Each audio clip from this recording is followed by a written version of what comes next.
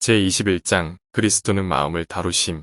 그리스도의 가르침으로 지침을 삼음. 그리스도의 가르침은 그분의 동정심과 마찬가지로 온 세상을 포괄하였다. 그리스도의 가르침 가운데 논의되지 않거나 그런 것들을 대처할 교훈이 되는 원칙들이 주어지지 않은 어떤 생활, 환경도 사람이 경험하는 그 어떤 위기도 없다. 교사이신 그분의 말씀은 세상 끝날까지 그분의 동역자들에게 지침이 될 것이다. 그분께서는 청중들의 유익을 당신 자신의 것으로 여기심. 그분께서는 그들의 유익과 행복을 전적으로 당신 자신의 것으로 여기신다는 것을 청중들이 깨달을 수 있도록 가르치셨다. 그분의 교훈은 매우 솔직하고 그분의 비유는 매우 적절하고 그분의 말씀은 매우 동정적이며 유쾌한 것이었으므로 청중들은 매혹되었다.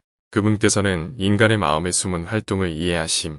인간을 구속하기 위해서 무한한 값을 지불하신 분께서는 한치의 틀림도 없이 인간 마음에 숨겨진 모든 활동을 읽으시며 각 영혼을 어떻게 취급해야 하는지를 아신다. 인간들을 취급하실 때 그분께서는 천연계 속에 나타나 있는 동일한 원칙들을 나타내신다. 그분께서는 조용하고 규칙적인 법칙의 작용을 통해서 역사하심. 하나님께서는 그분께서 제정하신 조용하고 규칙적인 법칙의 작용을 통해서 역사하신다. 영적 세계의 사물들 역시 그러하다. 사단은 무례하고 난폭한 방법으로 소기의 결과를 얻고자 끈질기게 노력하고 있다. 그러나 예수께서는 가장 친숙한 통로를 통하여 마음에 접근할 길을 발견하셨다. 주께서는 돌발적인 행동이나 이미 제정하신 법칙을 이용하여 인간의 습관적인 사고방식을 가급적 약간씩 흔들어 놓으셨다. 주께서는 신뢰심을 가지고 인간을 높여주셨고 인간의 명예를 되찾게 하셨다. 주께서는 옛 진리를 새롭고 고귀한 시각에서 소개하셨다. 그러므로 불과 12살밖에 안 되셨을 때도 그분은 성전에서 하신 그분의 질문들을 통해서 율법 학자들을 깜짝 놀라게 하셨다. 항상 화평에 둘러싸여 계셨음. 그분의 부드러운 동정은 지치고 상한 마음들 위에 치유하는 접촉으로 나타났다. 성난 원수들의 소동 속에서도 그분은 화평의 분위기에 쌓여 있었다. 그의 용모의 아름다움, 그의 품성의 온유하심, 그 중에서도 특히 표정과 음성 속에 표현된 사랑이 불신으로 마음이 무뎌지지 않은 모든 사람을 그분께로 이끌었다. 모든 외모와 말 가운데 비쳐나오는 친절하고 동저 깊은 정신이 아니었다면 예수께서 그처럼 큰 회중을 모으지 못하셨을 것이다. 예수께로 왔던 고통받는 자들은 그분께서 충실하고 친절한 친구로서 그분의 관심을 그들의 관심에 연결시키셨음을 느꼈다. 그리하여 그들은 예수께서 가르치시는 진리를 더욱 알기를 갈망하였다. 하늘이 가까이 내려왔다. 그들은 예수의 사랑의 안위하심이 그들과 계속해서 함께 있도록 하기 위하여 그분께서 계신 곳에 거하기를 갈망하였다. 그분의 생애에는 조화가 있었음. 나사렛 예수의 생애는 다른 모든 사람과 달랐다. 그분의 생애 전체는 사욕 없는 자성과 성결의 아름다움으로 특징지어졌다. 그분의 가슴 속에는 이기심과 죄의 흔적이 조금도 없는 가장 순수한 사랑이 존재했다. 그분의 생애에는 완전한 조화가 있었다. 그분께서는 선함과 완전에 대한 유일한 참된 모본이시다. 그분께서 봉사를 시작하실 때부터 사람들은 하나님의 품성을 보다 더 명확하게 이해하기 시작했다. 그리스도의 초림 때까지 사람들은 잔인하고 전제적인 신들을 섬겼다. 유대인들의 마음조차도 사랑이 아닌 두려움을 통해서 움직여졌다. 세상에 대한 그리스도의 사명은 사람들에게 하나님께서는 전제 군주가 아니시며 그분의 자녀들에 대한 사랑과 자비가 충만하신 하늘 아버지이심을 드러내시는 것이었다. 그분께서는 다정다감하고 행복한 분이셨음. 그리스도의 생애와 성품에 대하여 그릇된 생각을 가진 사람들이 많이 있다. 그들은 그분께서 다정다감하거나 행복한 분이라고 생각하지 않는다. 그들은 그분이 냉정하고 사귀기 어렵고 기쁨이 없는 분이라고 생각한다. 그들은 그리스도를 이런 분으로 생각하기 때문에 그들의 생애를 어둡게 만든다. 각 사람은 무한한 가능성을 갖고 있음. 그리스도께서는 각 사람의 무한한 가능성을 간파하셨다. 금리 있는 사람이 당신의 은혜를 통해 하나님의 아름다운 나눌지우로 변화될 수 있다는 것을 보셨다. 희망을 가지고 사람들을 보신 그리스도는 그 희망을 사람들의 마음에 고취시켜 주셨다. 신뢰를 가지고 사람들을 대하신 그리스도는 그들의 마음에 신뢰감을 넣어주셨다. 그분께서는 사람의 참된 이상을 당신 자신의 생애에서 나타내시고 그 이상에 도달할 수 있다는 희망과 믿음을 사람들의 마음에 일깨워 주셨다. 그리스도 앞에서는 멸시받고 타락한 영혼도 자신들이 여전히 사람이라는 것을 깨닫고 자신이 그리스도의 관심을 받을 만한 가치가 있다는 것을 입증하기를 열망하였다. 거룩한 것들에 대하여는 죽은 듯이 보였던 무감각했던 많은 사람의 마음에 새로운 충동이 일깨워졌다. 절망 상태에 빠졌던 많은 사람에게 새로운 생애를 살 기회가 주어졌다. 그분의 심령은 생명의 샘이었음.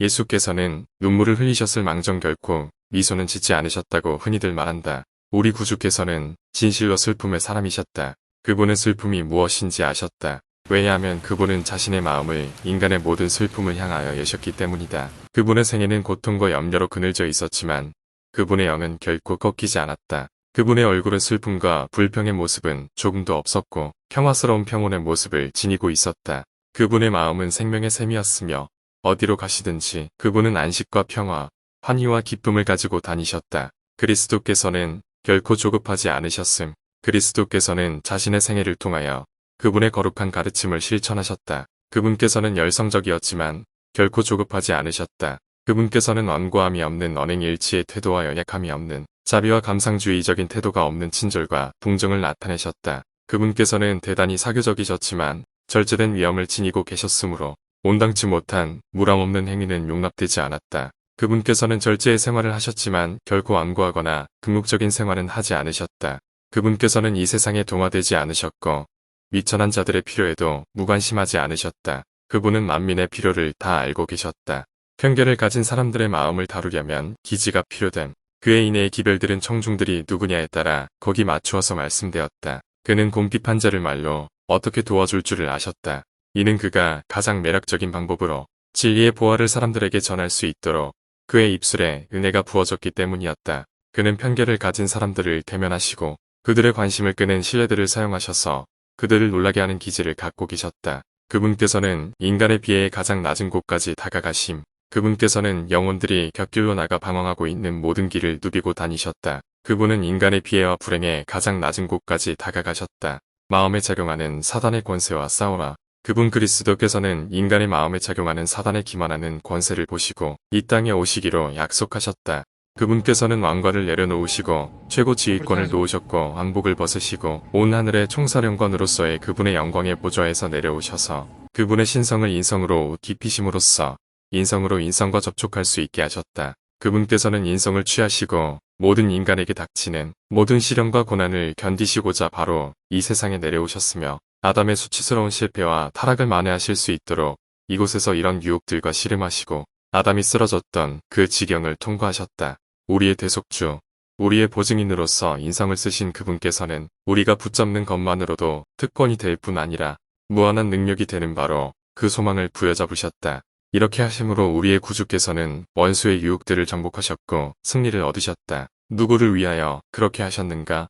인류 중 어떤 사람도 영생으로 인도하는 그 길에서 엎드러질 필요가 없도록 하시기 위해서였다. 우리 앞서 그 길을 통과하셨기 때문에 그분께서는 지면에 사는 각 영혼이 마주치지 않으면 안 되는 온갖 장애물과 모든 난관을 아신다. 그분께서는 이것을 아셨기에 침례받으실 때 하늘에 들이신 그분의 탄원의 기도는 그대의 길에 그리고 나의 길에 드리워진 사단의 칠흑 같은 그림자를 곧장 통과하고 헤쳐나갔으며 믿음은 휘장 안으로 들어갔다. 찾는 자가 믿음을 행사하도록 도우심. 그리스도께서는 그 여자의 마음을 아시고 그녀가 서 있는 곳으로 발을 옮기셨다. 그분께서는 그 여자의 큰 필요를 깨달으시고 믿음을 행사하도록 그녀를 돕고 계셨다. 거룩한 지식이 인간의 지식이 될 수 있음.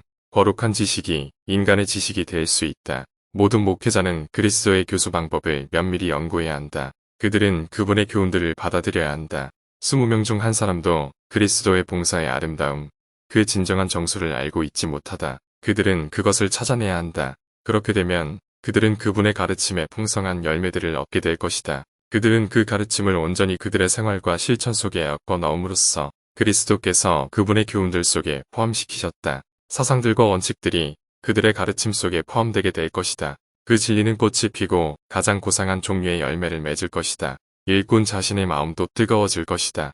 그렇다. 그것은 그들이 다른 사람들의 마음속에 주입하는 활기찬 영적인 생명으로 불타오르게 될 것이다. 다양한 마음을 가진 사람들을 만나기 위하여 하나님의 자녀라고 공언하는 모든 사람은 선교사로서 모든 계층의 사람들과 접촉해야 한다는 것을 마음에 새겨야 한다. 고상한 사람과 무례한 사람, 겸손한 사람과 교만한 사람, 믿음 있는 사람과 회의적인 사람, 교육받은 사람과 무식한 사람, 부유한 사람과 가난한 사람 등이 있다. 그처럼 다양한 사람들을 동일하게 다룰 수는 없다. 그렇지만 모든 사람은 친절과 동정을 필요로 한다. 상호간의 접촉을 통하여 우리의 마음은 연마되고 고상해져야 한다. 우리는 형제로서의 유대 관계를 가지고 서로 의존하고 모두 밀접하게 결속되어 있다. 우리의 정신은 그분의 정신과 하나가 되어야 함. 우리가 우리 자신을 그리스도께 바칠 때 우리의 마음은 그리스도의 마음과 연합되고 우리의 뜻은 그분의 뜻에 합병되고 우리의 정신은 그분의 정신과 하나가 되고 우리 생각은 그분에게 사로잡히게 되어 마침내 우리는 그분의 생애를 살게 된다. 이것이 바로 그분에 의해 옷을 입는다는 의미이다. 그리하면 주께서 우리를 보실 때 무화과 나무 잎으로 엮은 옷이나 죄로 인해 벌거벗고 기형이 된 우리의 몸은 보지 않으시고 여호와의 율법을 온전히 순종하심으로 이루신 당신 자신에 의해 두루마기를 보신다.